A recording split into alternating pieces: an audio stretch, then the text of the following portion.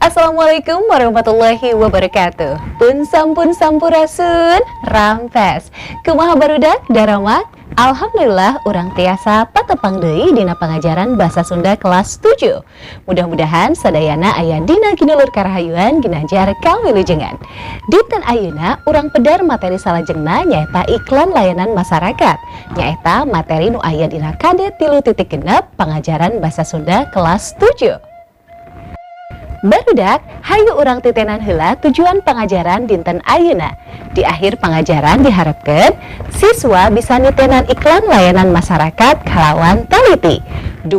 Siswa paham kana pedaran iklan layanan masyarakat. 3. Siswa bisa nitenan iklan radio jeung televisi dina basa Sunda. 4. Siswa bisa ngaidentifikasi kecap-kecap nu aya dina iklan layanan masyarakat.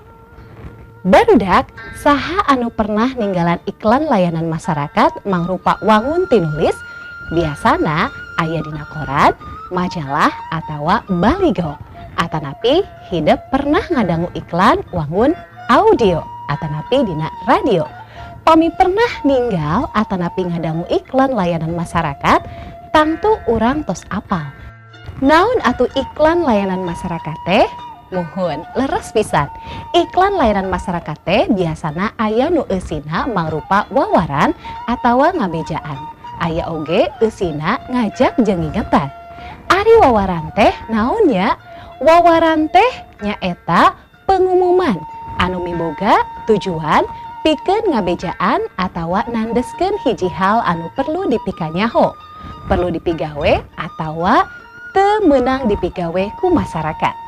Nunjieun wawaran perlu nandeskeun deui pikeun ngajaga katertiban sarerea sangkan batur anu sarua ngagunakeun eta tempat henteu ngarasa kaganggu. Kusabab ditujukeunana ka jalma rea tea. Biasana wawaran teh sok dipasang di tempat-tempat umum. Barudak, lamun urang ulin ka tempat-tempat umum seperti pom bensin, mall atawa masjid atawa perpustakaan, biasana sok aya wawaran anu ditempelkeun. Anu eusina nandeskeun deui naon anu bisa atawa nu teu meunang dipigawe di eta tempat. Lantaran bisi ngaganggu kanu sejen anu sarua ngagunakeun eta tempat. Eta wawaran biasana ditulis dina basa Indonesia atawa basa Inggris. Anu ku basa Sunda mah langka, dalah di Jawa Barat ge langka kapanggih. Umpamana unggal asup ka mall anu tiis ku AC sok aya wawaran anu unina no smoking. Komo pami di pom bensin mah ditambahan no smoking area. Eta wawaran ditulis pikeun ngabejaan kasing saha wae anu aya di wewengkon pom bensin ulah ngaroko di eta tempat lantaran ngabahayakeun kana kasalametan sarerea. Contoh iklan layanan masyarakat anu sipatna ngajak ka masyarakat angkan ilibium atanapi partisipasi diantarana hiji aya hayu ka posyandu, 2 leuweung ulah dirusak, 3 bayar pajak dina waktuna, 4 sukseskeun pekan imunisasi. Barudak, iklan layanan masyarakat teh aya 2 rupa. Aya iklan komersil, aya oge iklan anu sipatna henteu komersil. Anu dimaksud iklan komersil nyaeta iklan anu dijieun pikeun mayukeun hiji barang anu dijual. Tujuanana sangkan eta barang dipikawanuh ku masyarakat sarta engkena bakal loba anu meuli. Cindekna mah bisa ngahasilkeun duit. Nu matak sangkan anu nampo iklan bener-bener kataji nepi kahayang meuli teh. Pausahaan barang atawa jasa anu nyieun iklan tara lebar ngaluarkeun duit pikeun mayar bentang film, sinetron atawa biduan pikeun jadi tokoh dina iklan nu dijieunna. Kajeun mayar mahal, da engkena oge balik deui duitna. Biasana artis anu dijieun bentang iklan teh anu keur meujeuhna naik daun atawa keur dipikaresep ku masyarakat. Tah contohna jiga kieu. Luwak kopi hitam baru nikmatnya gak kemanisan lebih enak dari kopi kafe. Ada paket umroh gratis dan ratusan emas mau ikut caranya. Luwak hitam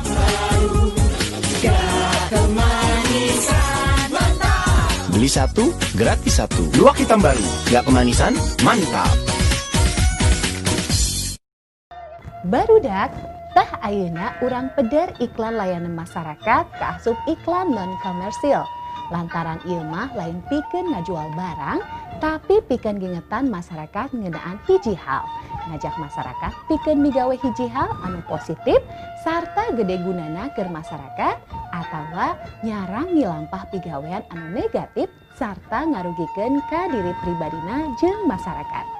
Dijieuna oge ku pamarentah keur kapentingan sarerea. Osok eta oge ngagunakeun arti sohor, tapi lain ngarah untung mangrupa duit, da barang atawa jasana henteu dijual. Tah, contona jiga kieu. Kumaha carana si COVID-19 atawa corona bisa menyebar? Dina hiji waktu aya 4 jelema, si A, si B, si C, jeung si D. Si A ieu jelema nu mimiti beunang ku virus, manehna bisa wae gering, bisa oge henteu, tapi mawa virus dina awakna. Si A rek ulin ka tempat si C, papaliwat jeung si B di jalan. Si A jeung si B teh padahal teu saling wawuh. Sanggeus eta, si A panggih jeung si C. Si C ieu bisa hiji jelema atawa lobaan, babari keneh lah ngalacakna.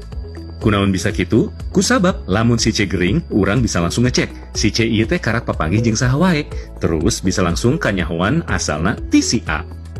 Si C bisa langsung dikarantina jeung diobservasi, sami si A oge sarua. Masalahna eta si B teu bisa dilacak, data arapaleun teh.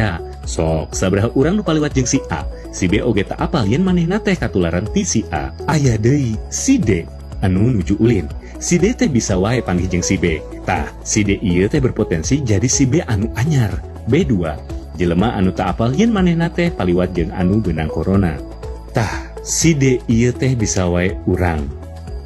Bisa wae urang teh jelema anu geus beunang virus corona atawa COVID-19. Normalna masa inkubasi corona teh 2 minggu. Lamun geus 2 minggu, biasana kakara urang mimiti gering jeung nunjukeun gejala-gejala tina virus corona eta.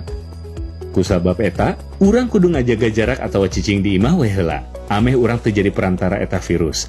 Jaga-jaga ameh urang teu mere virus ieu kanu sejen, terutama maranehna anu rentan. Hayu ayeuna mah urang eureunkeun penyebaran, jaga jarak, usahakeun di imah tong ka mamana. Jaga diri, jangan jaga kakabehanana.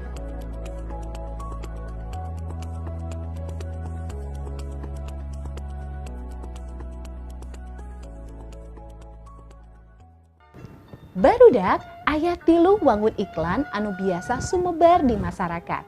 Hiji, iklan wangun tinulis atanapi visual.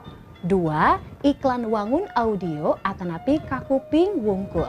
Katilu, iklan wangun audio visual nyaeta kakuping jeung katingali. Hayu urang pedar hiji-hiji iklan wangun tinulis atanapi visual anu ukur katingali. Biasana ngagunakeun media cetak seperti koran, majalah, atawa baligo anu dipajang di tempat umum. Anu jadi andalan dina iklan tinulis nyaeta basa jeung wangun tulisan. Dina iklan tinulis teh aya nu eusina seukur kekecapan hungkul, aya oge anu dirojong ku gambar. Lamun eusina ngan ukur kekecapan, tangtu eta basa anu dipilihna kudu bener-bener anu siget, padet jeung ngirut ati sangkan babari napel dina pikiran nu macana. Kahiji, siget. Anu dimaksud siget di dieu nyaeta basa anu dipilih bener-bener pondok, henteu ngayayai mangrupa kalimah paranjang, matak capek jeung pikabosenin anu maca. Pikeun hiji iklan cukup 4 atawa 5 kecap. Sangkan henteu mengakeun tempat. Komo lamun ukuran tempat anu disadiakeun di watesan mah. Upamana dina koran atawa majalah atawa anu mayarna mahal. Sarta direndengkeun jeung iklan sejena anu loba kekecapan teh kudu bener-bener efisien. Lamun kalimahna paranjang teuing sedang tempatna heurin bakal mangaruhan kana ukuran aksara. Atuh mun aksarana laleutik bakal kasilep ku iklan-iklan sejena. Kadua, syaratna nyaeta kudu padet. Najan kekecapanana pondok tapi panjang maksudna. Jadi Kecap-kecap anu dipilih kudu ngandung harti nepi ka tujuan dina eta iklan katepikeun kanu maca. Kade, ulah ngagunakeun kecap-kecap anu ngandung harti konotatif atawa ngandung harti nu teu sabenerna. Ulah nepi ka nu maca iklan teh kerung heula memeh ngarti kana maksudna. Nu katilu saratna nyaeta kudu ngirut. Pilihan kecap dina iklan kudu matak ngirut ati nu maca. Tangtu anu matak ngirut teh lain pilihan kecapna hungkul, tapi oge tampilan eta kecap alias wangun tulisan. Pilih warna tulisan anu endah bari tetep kabaca, najan dibacana ukur saliwatan. Upamana nu maca keur dina kendaraan, saliuk oge kudu bisa kabaca lian ti wanda tulisan. Ukuran huruf anu mujeuhna bisa katempo najan ti kajauhan. Terus jarak antara huruf jeung huruf, kecap jeung kecap kudu diatur. Warna tulisan jeung latarna kudu kontras, sarta lamun ditambahan ku gambar, eta gambar teh kudu ngarojong kana eusi tulisan atawa nandeskeun maksud jeung pangpentingna ulah ngaganggu kana tulisan nepi ka teu bisa kabaca. Salajengna wangun audio atanapi ka kuping hungkul. Wangun audio teh atanapi ka kuping hungkul iklan anu biasana disebarkeun ngaliwatan media audio anu ditepikeun ka masyarakat teh ukur sora. Kukituna tangtu bae pangpentingna dina ieu iklan nyaeta milih sora anu matak ngirut ceulih nu ngadengena. Samemeh dibahas leuwih jauh, urang kupingkeun salah sahiji contona. Mangga wilujeng ngadangukeun. Hayang boga buuk halus tur hade? Tong hilap pake sampo Lifebuoy. Sampo Lifebuoy kiwari sayogi kurupi-rupi varian. Sampo Lifebuoy tiasa digaleh di toko sareng warung nu caket. Sampo Lifebuoy, rambut sehat kinclong. Tah barudak aya sababaraha syarat dina nangtukeun sora nyaeta hiji, sorana halimpuh nepi ka anu ngadengekeun teh gantung dengeun. Hayang terus ngupingkeun sorana. Kareku sorana oge geus kataji. Teu jenger teuing mata katorekan jeung henteu laun teuing nepi ka teu jelas kadengena. 2. Sorana luyu jeung karakter tokoh dina iklan radio. Biasana aya tokoh anu diperankeun. Nah nini-nini, aki-aki, bapak-bapak, indung-indung, budak awewe, lalaki jeung sajabana. Tah sora teh kudu luyu kana tokoh anu diperankeunana. Ulah ari tokoh nini-nini tapi sora anu dipake sora budak awewe. Atuh bakal jadi pertanyaan ka anu ngaregepkeunana oge. Salajengna nyaeta bentes. Dina ngucapkeunana kekecapan teh kedah jelas kadengena ulah cadel, ulah balelol, sabab bakal ngaganggu kana kaendahan basa anu diucapkeun. Komo dina basa Sunda mah salah nyebutkeun jeung atawa teh karasa pisan ngagangguna. Salajengna nyaeta lentongna merenah. Anu dimaksud lentong teh intonasi turun naikna sora nuluyu jeung tanda baca. Nepi ka maksudna anu hayang katepikeun ka harti ku anu ngadengekeun. Barudak anu katiluna wangun iklan nyaeta wangun audio visual ka kuping jeung katinggali. Iklan dina wangun audio visual mah biasana ditayangkeun dina televisi atawa internet. Katinggali gambarna jeung ka kuping sorana. Lian tibasana kudu siget jeung padet lantaran biasana diwatesan ku waktu tayang. Oge kudu nyumponan sababaraha syarat. Sateu acana kana syarat-syaratna urang titenan salah sahiji contoh iklan wangun audio visual. Mangga wilujeng nyakseni.